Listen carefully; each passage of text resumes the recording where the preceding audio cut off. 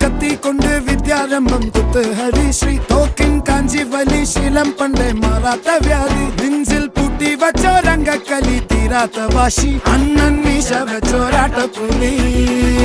ഇടയാൻ വന്നോർക്കും നിന്നോർക്കും പണ്ടേ ആപത്ത് കട്ടച്ചോര കൊണ്ട് ജ്യൂസ് അടിച്ച് സോഡ സർവ